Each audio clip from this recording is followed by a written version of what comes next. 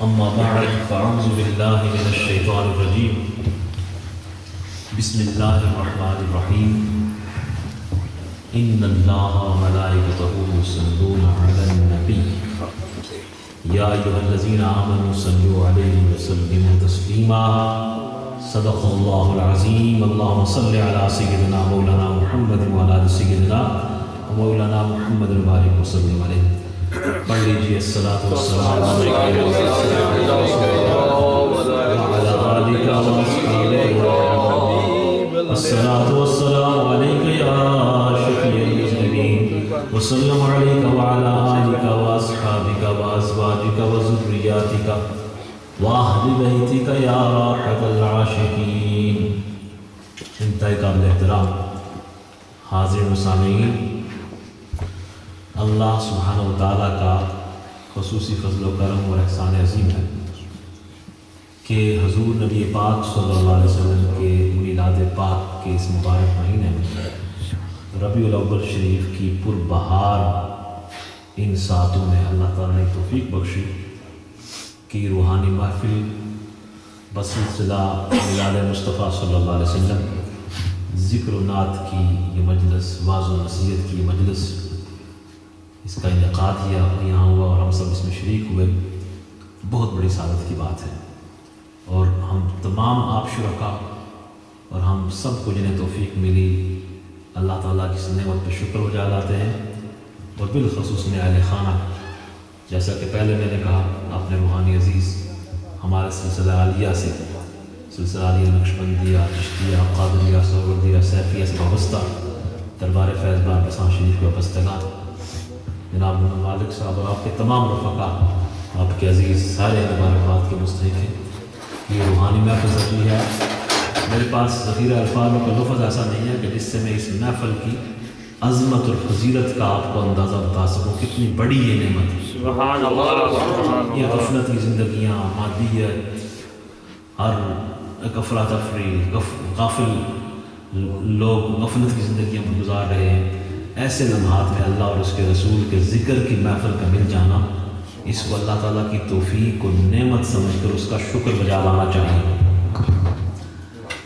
تو ہمارے جو سیشن یہ اس طرح ہوتے ہیں، تو میرا ایک طریقہ کار یہ ہے کہ میں کوشش کرتا ہوں کہ نبی پاک صلی اللہ علیہ وسلم کے فضائل مناقب میں سے کسی ایک پرٹیکولر ٹاپک پہ بالکل اسی پہ فوکس کر کے کچھ بات کی جائے.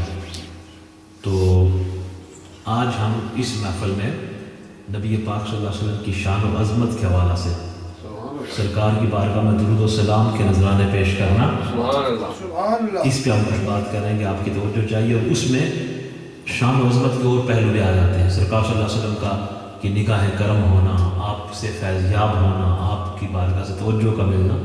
تو بالکل مختصر سی بات اور کچھ کوشش کریں گے ٹو دا پوائنٹ ہو، تاکہ کوئی وقت کسی کا ضائع نہ ہو اور ہم پھر دعا کر سکیں. وہ دیکھیں کتنی ذوق کی بات ہے. ثناخوان حضرات، جناب میرے محترم عزیز سجاد بٹ صاحب، محترم پیارے عزیز جناب اسکر چشتی صاحب، کتنے خوبصورت انداز میں نبی پاک صلی اللہ علیہ وسلم کی شان اور صفت اور نعت آپ کو سنا رہے تھے. تو اسی نعت اور صفت کا تذکرہ میرے اس بعض اور گفتگو میں بھی. لیکن میں پہلے یہ گزارش کرتا جانوں کہ یہ اللہ تعالیٰ کی ایک بڑی عنایت اور توفیق ہے. دیکھیں ہم جو ذکر رسول کرتے ہیں، خواہ اور نعت خوان حضرات نظم کی صورت میں کریں یا ہم نثر اور واز اور سپیچ کی صورت میں کریں، ہمارے شان اور عظمت بیان کرنے سے نبی پاک صلی اللہ علیہ وسلم کی شان و عظمت میں نہ کوئی اضافہ ہو سکتا ہے اور نہ کمی ہو سکتی.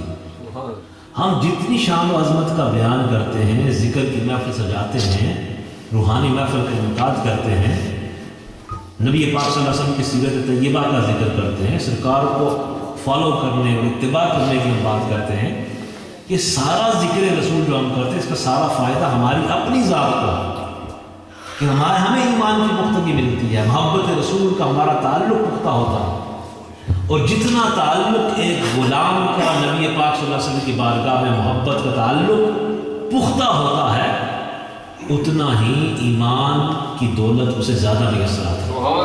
ایمان مضبوط، ایمان ہے ہی حضور پاک صلی اللہ علیہ وسلم کی بارگاہ میں تعلق کا نام.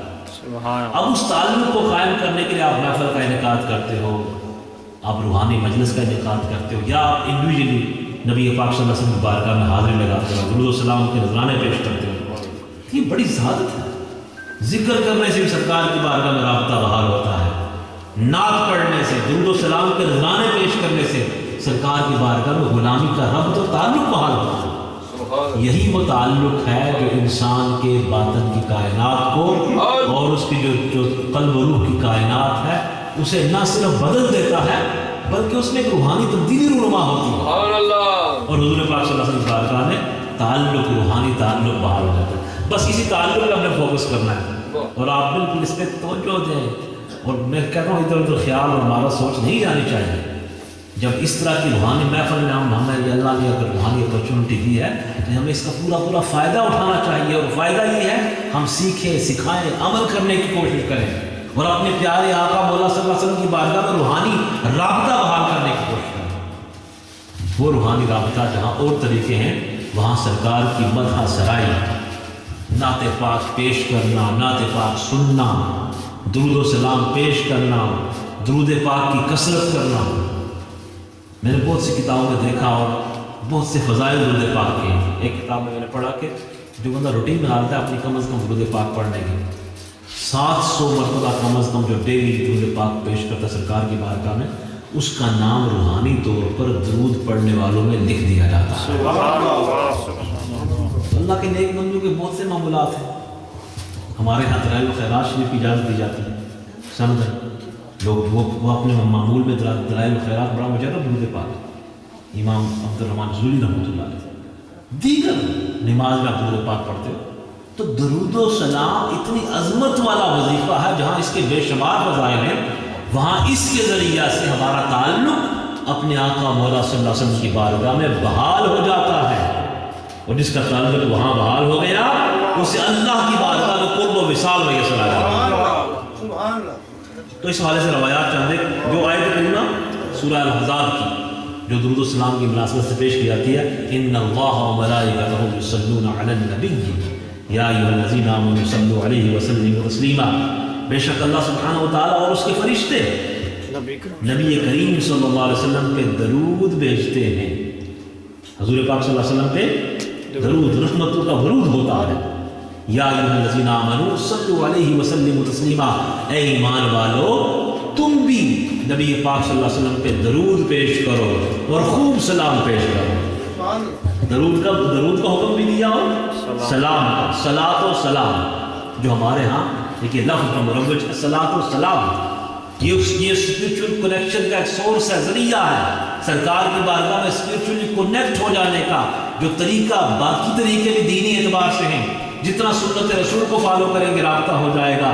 سب سے آسان طریقہ یہ ہے کہ عاشقان رسول درود و سلام کی کثرت کی جائے، ہر وقت سرکار کی بارگاہ میں ہدیہ پیش۔ جناب ابو ہریرہ رضی اللہ تعالیٰ راوی ہے، مسلم شریف کی روایت ہے، آپ فرماتے ہیں کہ سرکار مدینہ علیہ الصلوۃ والسلام نے ارشاد فرمایا، من صلی علیہ واحدۃ صلی اللہ علیہ عشرا، کہ حضور پاک فرماتے ہیں جس نے مجھ پہ ایک مرتبہ درود پیش کیا اللہ سبحانہ و تعالیٰ 10 مرتبہ اس پر رحمتوں کا نزول کرتا ہے۔ سبحان اللہ، سبحان اللہ۔ ایک مرتبہ درود کا نذرانہ پیش کرنا 10 مرتبہ رحمت کا باعث بنتا ہے۔ سبحان اللہ۔ اب میرا اور آپ کا جو عقل ہے، میری اور آپ کی عقل اس کا اندازہ نہیں کر سکتے کہ اللہ سبحانہ و تعالیٰ کس طرح اپنی شان کے مطابق ان رحمتوں کا نزول کرتا ہو۔ دیکھیں اس رحمت کی کوئی میجرمنٹ ہمارے پاس تو نہیں ہے نا، یہ کہ روحانی بات ہے، یہ عظمت کی بات ہے، فضیلت کی بات ہے، اور سرکار کی شان ہے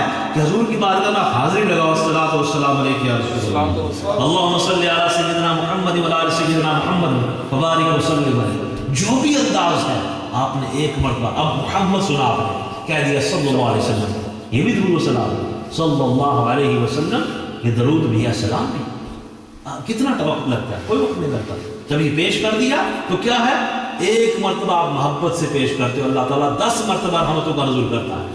سبحان اللہ۔ یہ ہے سرکار کی بارگاہ میں رابطہ رکھنے کا فائدہ۔ اور آگے جناب انس بن مالک رضی اللہ عنہ راوی ہیں، آپ فرماتے ہیں کہ حضور پاک علیہ الصلوۃ والسلام نے ارشاد فرمایا، من صلی علیہ واحدۃ صلی اللہ علیہ عشرا صلی اللہ علیہ عشر صلوات وحط عنہ بها 10 سیئات ورفعوا بها 10 درجات. فرمایا کہ جو آقا فرماتے ہیں میرے بارگاہ میں مجھ پہ ایک مرتبہ درود پیش کرتا اللہ تعالیٰ اس پر 10 رحمتوں کا نزول فرماتے ہیں. نعرہ تکبیر، نعرہ رسالت، میلاد النبی. اب دیکھیں اب 3 1 ہے یہ. اب آپ توجہ کریں تھوڑا سا. اب دیکھیں ایک مرتبہ آپ نے کہا صلی اللہ علیہ وسلم، آپ نے محمد صلی اللہ علیہ وسلم، صلی اللہ علی محمد صلی اللہ علیہ وسلم، صلی اللہ علی محمد صلی اللہ علیہ وسلم، صلی اللہ علی محمد صلی اللہ علیہ وسلم، صلی اللہ علی محمد صلی اللہ علیہ وسلم، صلی اللہ علی محمد صلی اللہ علیہ وسلم. ایک مرتبہ آپ نے درود پیش کیا. اب ایک مرتبہ پیش کیا. اب دیکھیں ریوارڈ اس کا کتنا ہے. 3 چیزیں الگ الگ بیان کر دی ایک روایت میں، اور راوی جناب انس بن مالک رضی اللہ تعالیٰ عنہ، اور یہ نسائی شریف کی روایت ہے. فرمایا ایک مرتبہ درود پیش کرتا اللہ تعالیٰ 10 رحمتیں نازل فرماتے ہیں، 10 اس کے گناہ معاف کرتے ہیں، اور 10 اس کے درجے بلند کر دیے جاتے ہیں. سبحان اللہ. 10 درجے بلند کیے. 3 چیزیں، اور تینوں میں آپ دیکھیں 10 10 30 نعمتیں، 30 نعمتیں، 30 نعمتیں. 10 گناہ معاف ہو گئے، 10 درجے بلند ہو گئے، اور 10 مرتبہ رحمتوں کا نزول ہو گیا. یہ کس بات کا اجر ہے اور ثواب ہے؟ ایک مرتبہ حضور کی بارگاہ میں حاضری لگوا گئے. آپ نے حاضری کا اہتمام کیا نا، یہ دیکھیں کتنا اس کا اجر ہے. اور جناب عبداللہ ابن مسعود رضی اللہ عنہ راوی ہیں، بڑے صحابی رسول، بڑے شرف والے بزرگ ہیں. آپ فرماتے ہیں کہ سرکار نے فرمایا اول الناس بی یوم القیامت اکثرهم علیہ صلاۃ. آقا فرماتے ہیں قیامت کے روز میرے قریب سب سے زیادہ قریب وہ لوگ ہوں گے جو مجھ پر کثرت کے ساتھ درود و سلام پیش کریں. سبحان اللہ. کثرت کے ساتھ. کتنی بڑی بشارت ہے عاشقان رسول، کتنی بڑی خوشخبری ہے. یہ تو وہ خبر ہے جس کے لیے عاشق اپنی زندگیاں گزارتے اور مچلتے رہتے ہیں. اس خوشخبری کے لیے جانی کی زندگی دیکھیں، رومی کا حال دیکھیں، وہ کیف و سرور دیکھیں، حضرت ویسے قرنی کا حال دیکھیں، صحابہ کرام کا حال دیکھیں، اہل بیت رسول کا حال آپ دیکھیں، اولیاء و صالحین کا وہ رنگ آپ دیکھیں. اس نعمت کے لیے وہ تڑپتے رہتے ہیں، مچلتے رہتے ہیں، اپنی زندگیاں وقف کر دیتے ہیں کہ آقا صلی اللہ علیہ وسلم کا قرب اور آنگن ہمیں میسر آ جائے. آقا نے بشارت دے دی جو کثرت کے ساتھ مجھ پہ درود بھیجے گا، جو جتنا زیادہ درود بھیجے گا اتنا ہی قیامت کے روز میرے قریب ہوگا، اتنا ہی قریب ہوگا. بہت بڑی نعمت ہے. اور جناب سیدنا ابو ہریرہ رضی اللہ تعالیٰ عنہ، دیکھیں میں لچھے دار باتیں بھی کرتا رہتا ہوں، کر سکتا ہوں. میرا مقصد یہ ہوتا ہے کہ ہم تھوڑے ٹائم میں زیادہ کو میٹیریل ہم دیں اور سنائیں تاکہ وہ بات بنے، بجائے اس کے کہ ادھر ادھر لے جائیں. آپ کو بہت کم سے رول ہوتے ہیں اور مقرر لے جا سکتا ہے آپ طرف. اس لیے یہ دیکھیں محبت، اور اس میں بہت سے سوالوں کا جواب بھی ہے ان روایات میں. ہمارے عقائد کی اصلاح بھی ہے. جو لوگ کہتے ہیں کہ ادھر سے کتنا سنتے ہیں، کیا سنتے ہیں، کتنا دیتے ہیں، کیا لیتے ہیں، دینے لینے کے سارے معاملات، میں کہتا ہوں جس کا تعلق سرکار کی بارگاہ میں قائم نہیں ہے اسے ایمان کی دولت کیسے بھی اثر آ سکتی ہے. ایمان تو ہے ہی حضور پاک صلی اللہ علیہ وسلم کی بارگاہ میں تعلق و ربط کا نام ہے. جناب سیدنا ابو ہریرہ رضی اللہ تعالیٰ راوی ہیں، اور فرماتے ہیں ما من، آقا نے فرمایا صلی اللہ علیہ وسلم، ما من احد یسلم علی الا رد اللہ علی روحی حتی ارد علیہ السلام، او کما قال. ابو داؤد شریف کی روایت ہے، یہ سیاہ ستہ کی روایات ہے. فرمایا کہ جو بھی کوئی بھی مسلمان، آقا فرماتے ہیں جب وہ مجھ پہ سلام پیش کرتا ہے، میری بارگاہ میں سلام کا ہدیہ پیش کرتا ہے، اللہ سبحانہ وتعالیٰ میری روح کو واپس لوٹا دیتے ہیں، اور میں خود اس کے سلام کا جواب دیتا ہوں. میں خود اس کے سلام کا. اب دیکھیں نا رابطہ ہمارا بحال ہو گیا سرکار کی بارگاہ میں، حضور کی بارگاہ سے جواب آتا ہے. اور ایک مسئلہ یہ بھی حل ہو گیا کہ اللہ سبحانہ وتعالیٰ کے نبی انبیاء، انہیں اللہ تعالیٰ حیات اور زندگی سے مالا مال فرماتا ہے. اس پر وہاں لکھا ہے. اس کا مطلب یہ نہیں ہے کہ جب بھی کوئی درود پیش کرتا ہے کہ روح ڈالی جاتی ہے پھر نکال لی جاتی ہے، روح ڈالی جاتی ہے پھر نکال جاتی ہے. یہ پروسیس نہیں ہے. مجھے آپ بتائیں، تھوڑا سا غور کریں کہ کائنات میں کوئی ایک لمحہ ایسا ہے جس وقت سرکار کی بارگاہ میں درود و سلام عاشق پیش نہ کر رہے ہوں؟ کوئی ایک لمحہ ہے نہیں ہے. جب لمحہ ہے ہی نہیں ہے تو اس کا مطلب یہ ہے کہ جب روح سرکار نے موت کا ذائقہ چکھا، پردہ فرمایا، جب روح ڈالی، اس کے بعد سرکار کو حیات النبی کا شرف اللہ نے عطا فرما دیا. تو زندہ ہے واللہ، تو زندہ ہے واللہ، میرے چشم عالم سے چھپ جانے والے، چمک تجھ سے پاتے ہیں سب پانے والے، میرا دل بھی چمکا دے چمکانے والے. امام سیوطی نے نقل کیا نا، فنبی اللہ حی یرزق، اللہ کے نبی زندہ ہوتے ہیں، انہیں اللہ کی بارگاہ سے رزق دیا جاتا ہے. بے شک جب شہید زندہ ہے، بالکل قرآن پاک میں واضح بیان کیا گیا ہے، انہیں مردہ گمان تک نہ کرو، انہیں رزق دیا جاتا ہے. شہید کو یہ مقام نبی کو فالو کرنے سے ملتا ہے. تو نبی صلی اللہ علیہ وسلم کے حیات اور زندگی کا برزخی اور آخرت کی حیات کا کیا عالم ہوگا. تو یہ حیات مصطفیٰ پہ یہ دلیل بھی ہے، اور ہمارا کام بنتا ہے کہ ہمیں یہ نعمت میسر آتی ہے کہ ہم سرکار کی بارگاہ میں روحانی تعلق قائم کرنے کی کوشش کریں. فرمایا آقا نے میری روح کو لٹا دیا جاتا. تو میں آپ عرض کر رہا تھا، ایک لمحہ ناتخوان ناتخوانی کر رہے ہیں، واز کرنے والے واز بیان کر کے درود و سلام پیش کرتے ہیں. ہر وقت نماز پڑھی جائے، نماز میں حضور کی بارگاہ میں درود و سلام پیش کیا جاتا ہے. اذان میں یہ سرکار کے ذکر کی بلندی کا اظہار ہے نا. ہر وقت نگر نگر گلی گلی اس کائنات عرضی میں، اور حتیٰ کہ ملائکہ فرشتے ہر لمحہ اللہ اکبر روایات میں آتا ہے کہ ملائکہ جرمٹ در جرمٹ سرکار کی بارگاہ میں روزہ اختر پہ حاضر ہو کر سرکار کی بارگاہ میں درود و سلام پیش کرتے ہیں. کوئی ایک لمحہ خالی نہیں ہوتا. اور جس گروپ کا، جس وفد کا ایک مرتبہ باری آتی ہے، قیامت تک اس کو دوبارہ وہ نمبر نہیں ملے گا. اب دیکھ رہے ہر وقت جب درود سلام ہے تو اس کا مطلب یہ ہے کہ ہر وقت سرکار سماعت کرتے ہیں، سنتے ہیں، اور عاشقوں کے درود و سلام کا اور خاص کر سلام کا جواب عطا فرماتے ہیں. اور کتنا خوش نصیب و امتی ہے کہ جو سرکار کی بارگاہ میں عرض کرے السلام علیکہ یا رسول اللہ، اور سرکار کی بارگاہ سے جواب مل جائے. سرکار کی بارگاہ سے وعلیکم السلام جس کسی کو اگر مل جائے وعلیکم السلام، تو اس سے بڑی نعمت اور کیا ہو سکتی ہے. جس پر سرکار یہ دعا فرمائے اور سلامتی کے لیے اس کے لیے دعا کریں، یہ بہت بڑی اللہ کی نعمت ہوتی ہے. فرمایا کہ کوئی بندہ بھی جب سلام پیش کرتا ہے میری روح لوٹا دی جاتی ہے اور میں اس کے سلام کا جواب عطا کرتا ہوں. بہت حضرت عبداللہ ابن عباس رضی اللہ عنہ راوی ہیں، بڑی دل نشین اور یاد رکھنے والی روایت ہے، مختصر سے لیکن ایمان افروز ہے. آج کی اس مجلس کا میسج ہے. آقا نے فرمایا من نسی الصلاۃ علیہ خطی طریق الجنہ، رواہ ابن ماجہ. ابن ماجہ کی روایت ہے کہ آقا فرماتے ہیں جو مجھ پہ صلاۃ درود بھیجنا بھول گیا وہ جنت کا راستہ بھول گیا، وہ جنت کا راستہ بھول گیا. اللہ اکبر. اور جناب سیدنا عمر ابن خطاب رضی اللہ تعالیٰ عنہ، اب شارٹ کر رہا ہوں، جناب عمر ابن خطاب آپ فرماتے ہیں کہ ان الدعاء موقوف بین السماء والارض لا يسعد منه شيء حتى تصلي على نبيك صلی اللہ علیہ وسلم. کہ جب آپ دعا کرتے ہو، دعا عبادت کا مغز ہے. الدعاء مخ العبادہ، دعا عبادت کا مغز ہے. آپ ساری رات عبادت کرتے رہو، جب دعا کرتے ہو تو وہ دعا خاص چیز ہے. اللہ کی بارگاہ سے آپ جھولی پھیلا کے مانگتے ہو، اللہ کی بارگاہ سے آپ کو ملتا ہے، جھولی بھری جاتی ہے، مناجات قبول ہوتی ہے. لیکن اس دعا کی قبولیت کے لیے شرط کیا ہے؟ دعا کی قبولیت کے لیے شرط سرکار کی بارگاہ میں درود و سلام ہے. جناب عمر فاروق فرماتے رضی اللہ تعالیٰ عنہ کہ دعا زمین اور آسمان کے درمیان لٹکتی رہتی ہے، لٹک جاتی ہے. آپ دعا کرتے ہو، دعا لٹک جاتی ہے، دعا اوپر نہیں جاتی، قبولیت کا شرف حاصل نہیں کرتی. یہ قبولیت کا شرف کب ملتا ہے؟ آپ فرماتے جب سرکار کی بارگاہ میں درود و سلام آپ پیش کرتے ہو، دعا اللہ کی بارگاہ میں قبول ہو جاتی ہے. درود و سلام پیش کرنے سے اب دیکھیں سرکار کی بارگاہ میں آپ نے روحانی رابطہ قائم کیا، آپ دعا کرتے ہو، اللہ تعالیٰ عطا فرماتا ہے. اس کا معنی یہ نکلا کہ سرکار مدینہ علیہ السلام کے وسیلے سے، آپ کے سبب سے اللہ تعالیٰ تمام کائنات کی نعمتوں سے ہمیں مالا مال کرتا ہے.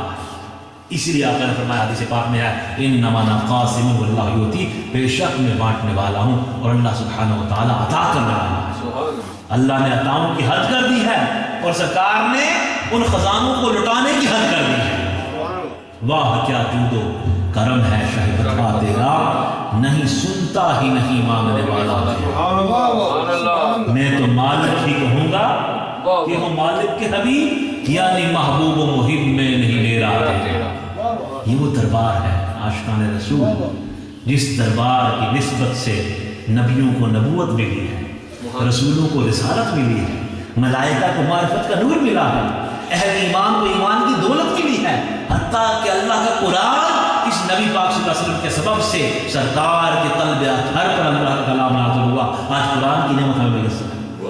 رحمان اللہ سبحانہ و تعالیٰ کا قرب حضور پاک صلی اللہ علیہ وسلم کے ذریعے سے میسر آ رہا ہے. لہٰذا اس سبب اور ذریعے کو چھوڑ کر ہمارا کوئی دروازہ نہیں ہے، ہماری کوئی اور چوکھٹ نہیں ہے کہ جہاں جا کے ہم دستک دیں اور ہمیں اللہ کی کوئی نعمت میسر آ سکے. اللہ سبحانہ و تعالیٰ بے حد و حساب عطا کرتا ہے، اس کے عطاؤں کے دروازے بڑے وسیع ہیں، اس کی رحمت بڑی وسیع ہے، لیکن یہ عطائیں وہ اپنے محبوب کے سبب سے کرتا ہے.